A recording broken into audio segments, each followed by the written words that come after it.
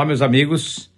Eu parei por algum tempo de colocar mensagens aqui no meu canal do YouTube por algumas circunstâncias alheias à minha vontade. Na realidade, eu estava repensando o destino deste canal.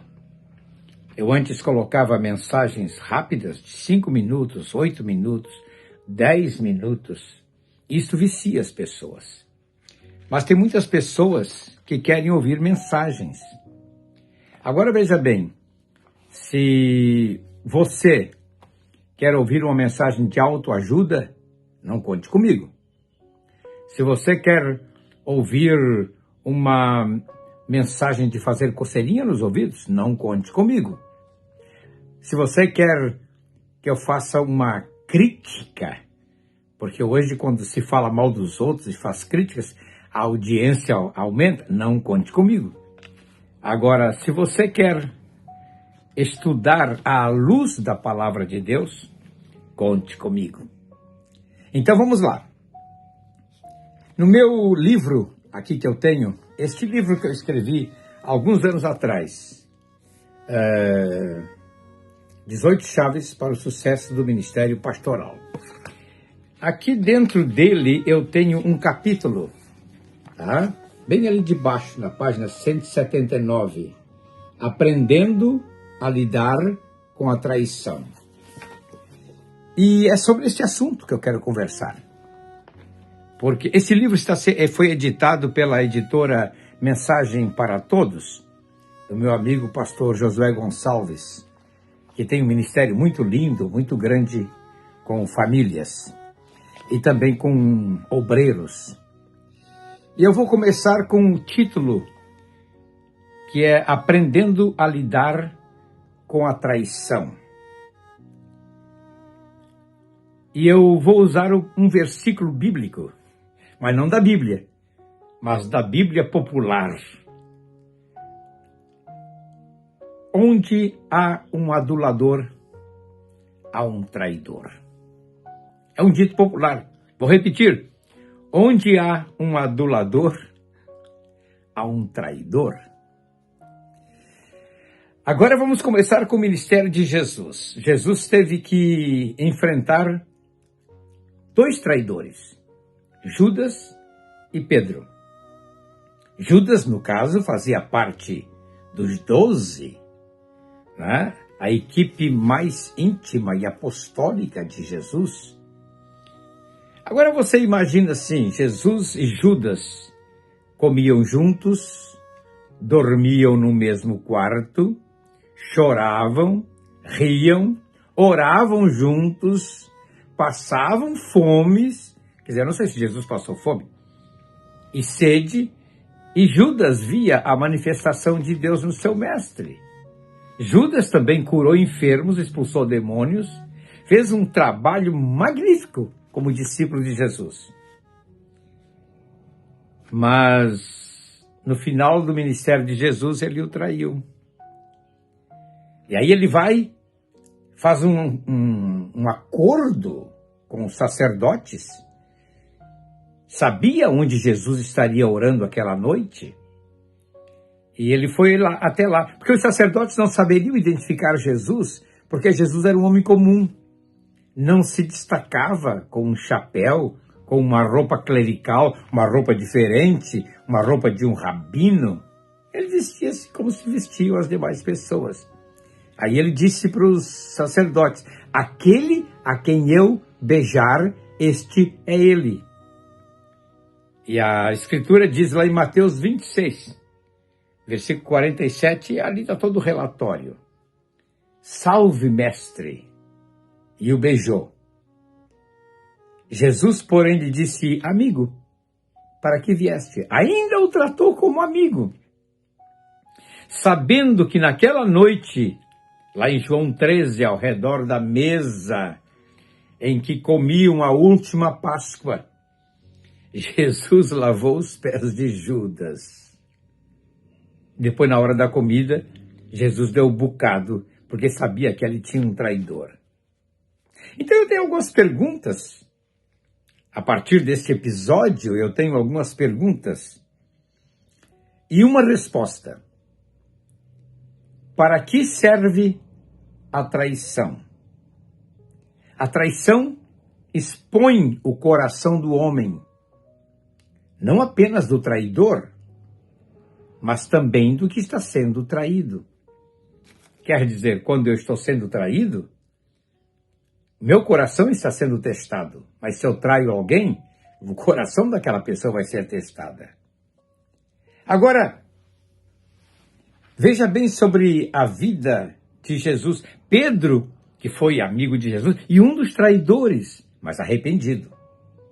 Pedro escreve em sua epístola, 1ª Epístola 2:23,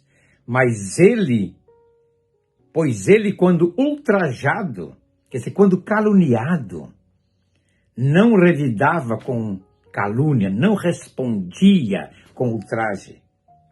Quando maltratado, não fazia ameaças, mas entregava-se àquele que julga retamente. Que coisa séria, né? Quando a gente é caluniado, qual é a primeira coisa hoje que se faz? Ação na justiça. Quer dizer, Jesus não revidava, nem fazia ameaças.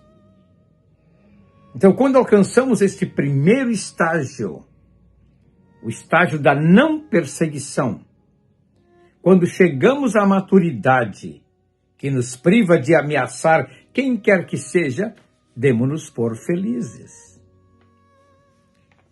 Então, traição e engano são irmãos gêmeos, são univitelinos, são do mesmo útero, nascem de mão dadas, a traição e o engano. Agora eu vou lá para o Antigo Testamento.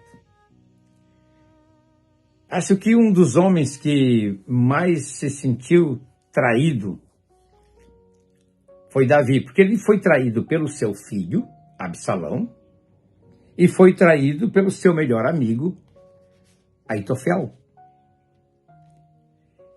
As circunstâncias são parecidas, mas cada circunstância tem o seu aspecto histórico, digamos assim. Absalão era o filho mais velho de Davi, bonito, alto, forte. E aconteceu um episódio na família quando o seu meio-irmão, Aminon, estuprou a sua irmã, a irmã de Absalão, Tamar. Davi ficou sabendo, mas não tomou iniciativa. O Absalão recolheu a Tamar, a irmã dele, na casa dele. Ficou com ele. Mas ele já começou a matutar, dali a 2 anos, ele planejou matar o irmão. E matou o seu irmão, depois de 2 anos, na tosquia das ovelhas. Aí ele precisa fugir. Fugiu para a Síria, onde estavam os seus avós, a sua avó.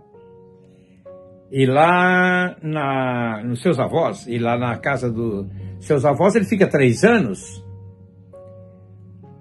Aí depois, Joabe fica costurando pelas beiradas.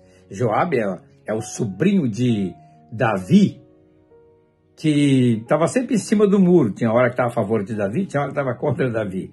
Davi chega um texto e diz assim: eu não sei o que vou fazer com vocês, filhos de Zeruia, que eram filhos da irmã dele, irmã de Davi.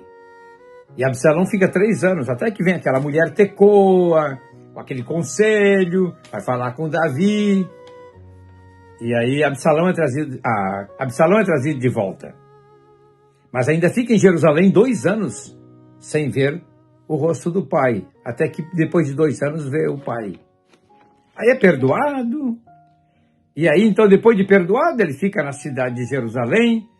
E ele vai para o portão da cidade para receber as pessoas e vai mudando o coração do povo.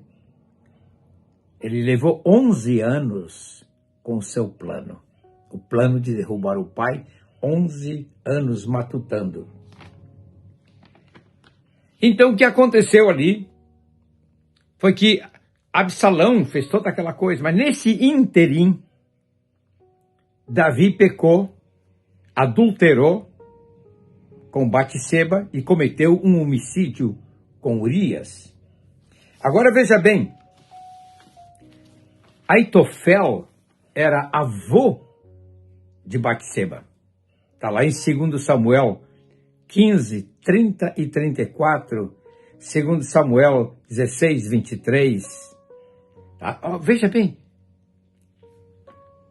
Aitofel, o conselheiro de Davi, era avô da Batseba.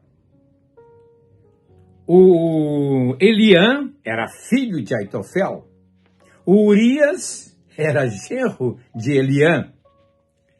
E aí Davi me comete essa atrocidade e ofende o seu melhor amigo, Aitofel. Como ele diz lá no Salmo 55, juntos subimos à casa do Senhor entre risos de alegria e louvores. Mas agora Aitofel se põe contra ele. Aitofel segurou as barras, tá? Não falou nada. Mas, a partir daí, ele começou a preparar um plano para ajudar Absalão a destruir, a tirar Davi do trono.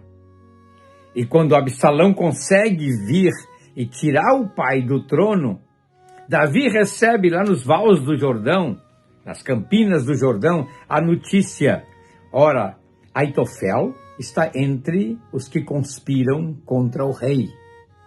E Davi fez uma única oração: Senhor, peço-te que tornes em loucura o conselho de Aitofel. Porque o conselho de Aitofel, diz a Escritura, o conselho de Aitofel naqueles dias era como uma palavra de Deus. E aí lá no final do texto diz que ele aconselhava tanto a Davi quanto a Absalão. Ele começou a fazer jogo duplo no palácio. Aconselhava Davi e aconselhava Absalão. Quando Absalão conseguiu derrubar o pai, ele fica ao lado de Absalão e ele é quem dá conselhos a Absalão. Vai ter relação com a esposa de seu pai aqui em cima no terraço, mostra para o povo que você está indignado com seu pai. Até que um dia, lá numa reunião ministerial, ele pede para Absalão, para montar um exército. Ele diz: eu vou trazer Davi vivo para você. Aí o conselho pareceu ser bom, né? Mas Davi era muito astuto politicamente. Havia deixado dentro do palácio um sacerdote, um homem seu. E aquele homem, ele chegou e disse: bem, o conselho de Absalão é muito bom, mas vamos ver aqui o conselho do outro que estava ali dentro, né? E ele então diz para o Absalão: Absalão, seu pai é um homem esperto, ele vai estar por alguma moita. Quando chegar algum dos seus soldados, ele vai matar, vai dispersar o seu exército. Ele é um homem esperto. Vai você mesmo e traga o seu pai vivo. E foi aí que toda a história se enrola. Mas o que eu quero mostrar aqui é que às vezes o traidor tem uma causa. E Davi pagou com o afastamento do reino pelos seus pecados. Por não ter tratado o caso lá na raiz, o caso de Amnon e Tamar. Por não ter tratado com seu filho Absalão. E ainda, por fim, por trair o seu melhor amigo. Porque Davi traiu também. Não é só Aitofel que traiu. Davi traiu a Aitofel. Muito bem. Eu tenho alguns pontos para colocar aqui para você, nesse breve sermonito. Pior coisa para nós obreiros, e eu vou apresentar aqui 4 pontos. Primeiro, traído por seu conselheiro. Você já traiu? Já se sentiu traído por alguém a quem você abriu seu coração? Eu já. Quando eu era jovem, eu abri meu coração para o meu pastor titular e ele me expôs do púlpito, só não disse o meu nome. E eu estou sentado ali na primeira fila com a maior cara de pau, ouvindo ele contar o problema que eu contei a ele. Então isso faz com que a gente se afaste e se isole totalmente, tá? Agora, por isso que eu aconselho que as pessoas, quando querem abrir o seu coração, por favor, não abra o seu coração para alguém do seu ministério, nem para o seu pastor, nem para alguém do ministério, porque no ministério, especialmente nas denominações, é um tal de come-come, um querendo ocupar o lugar do outro. Isso é muito perigoso. Tá? Conta-se a história de Alexandre Magno, o rei da Macedônia, grande conquistador. Ao julgar uma causa, ele tapou um ouvido. E disseram para ele, por que tapas o ouvido? Ele disse, eu reservo este ouvido inteiro para o acusado. Ele queria ouvir a outra parte também. Segunda coisa, traído por seu melhor assistente. Gente, as grandes traições que se dão hoje nas denominações se dão pelos melhores assistentes, por aqueles os mais espirituais, porque há uma conexão aí entre os mais espirituais, tá? E uma sordidez política. Geralmente o mais espiritual tem uma perspicácia política e prepara o terreno para derrubar o seu pastor, tá? Mas a pior coisa é ser traído por seu pastor. Eu já fui traído várias vezes. Isso dói. Isso machuca. Eu poderia contar aqui, mas como esse vídeo é um vídeo público, né? Eu posso expor algumas pessoas, então não vou contar. Quarta coisa, traído por seu discípulo. Gente, uma coisa é ser traído por seu conselheiro, por seu assistente. Agora, nunca abra o seu coração para o seu discípulo. Porque ele vai crescer. E ele vai carregar sempre com ele aquilo que você confessou a ele. E mais adiante, ele vai despejar contra você. Agora, eu admiro a posição de Jesus. Porque Jesus faz uma coisa fantástica. Pedro o nega 3 vezes, o galo canta. O texto de Lucas diz que Jesus saiu da casa do sumo sacerdote, entrou no pátio e olhou para Pedro, quando Pedro o tinha negado. E Pedro saiu e chorou amargamente. Acho que foram os 3 dias piores para Pedro. Eu imagino os 3 piores dias de Pedro, porque ele saiu dali, ele não estava na crucificação, ele não viu seu mestre ser crucificado, ele se recolheu em algum lugar na cidade de Jerusalém, ele teve 3 noites terríveis. Até que, no domingo pela manhã, vem a notícia, através de uma das mulheres, porque Jesus, ao ressuscitar, diz para uma das mulheres, vá, diga aos meus discípulos e a Pedro que eu ressuscitei e vou adiante deles para a Galileia. Interessante isso, né? Jesus fez questão de mencionar e a Pedro, perdoando. Perdoou o pecado de Pedro, tá? Perdoou o pecado. Vão e digam aos discípulos e a Pedro. Então, essa notícia de digam a Pedro, ela é fantástica, porque ela mostra que nós temos que ter cuidado e também termos perdão. Jesus perdoou. Agora, o último ponto que eu tenho aqui é o complô ministerial. Eu trabalhei com um pastor que se deliciava em fazer tramas, em armar conspirações. Especialmente quando você cresce ministerialmente, mas não está numa posição de pastor titular ou de ser presidente da igreja, você cresce ministerialmente e você se torna muito largo. A sua presença ocupa muito espaço. E a sua presença se torna sufocante. Foi o que me disse uma pessoa. Pastor João, a sua presença na nossa igreja ocupa muito espaço. O irmão é muito sufocante. O que ele quis dizer com isso? Eu estava fazendo sombra para ele. Eu cresci demais. Então, a gente tem que entender essas coisas. Provérbios 6, 12 e 14 diz: o homem de Belial, o homem vil, é o que anda com a perversidade na boca, acena com os olhos, dá aquela piscadinha, sabe? Você nunca sabe se essa piscadinha é para dizer que está tudo bem, ou se essa piscadinha é para dizer, estou de olho em ti. E o provérbio diz, arranha com os pés, acena com os olhos, faz sinais com os dedos, e no seu coração a perversidade sempre maquina o mal. Isaías 33, 1 diz, ai de você traidor que nunca foi traído. Quando acabar de trair, traído será. Não se esqueça de deixar aqui o seu comentário. Gostei ou não gostei? Geralmente não gostam disso, né? Pode colocar ali o não gostei, não tem problema. O algoritmo do YouTube vai entender perfeitamente.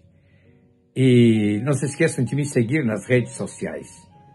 E em respeito aos mais de 3.000 seguidores que eu tenho, eu volto a fazer meus vídeos aqui para o YouTube. Deus abençoe você.